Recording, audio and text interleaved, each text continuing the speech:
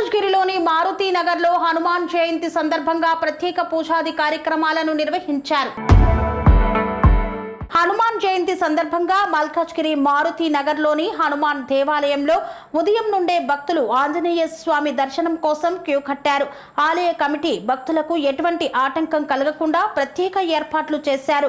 ఆలయంలో స్వామివారికి ప్రత్యేక పూజలు నిర్వహించారు. తెల్లవారుజామునే స్వామివారికి అభిషేకాది కార్యక్రమాలను చేపట్టారు. అనంతరం విశేషంగా అలంకరించి స్వామివారి దర్శనాన్ని కల్పించారు. అశేష సంఖ్యలో భక్తాదులు విచ్చేసి స్వామివారిని సేవించుకొని తరిస్తున్నారు.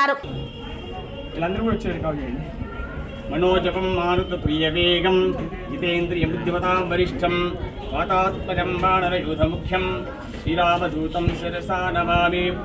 ఈ రోజున హనుమాన్ జయంతి సందర్భంగా మారుతినగర్ శ్రీ ఆంజనేయ స్వామి దేవాలయంలో చాలా మహిమాన్వితమైనటువంటి క్షేత్రము.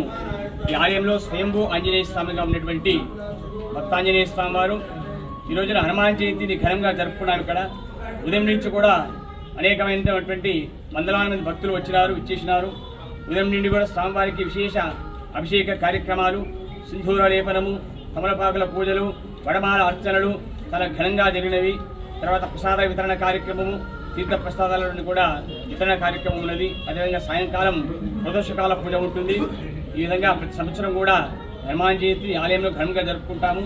ఇక్కడ వచ్చిన భక్తులందరికీ కూడా ఎన్నో కోరికలు నెరవేరేవి. అటువంటి మహిమాన్వితమైనటువంటి క్షేత్రాన్ని సందర్శించిన భక్తులందరికీ కూడా శుభం జరుగుతుంది. జై శ్రీరామ్.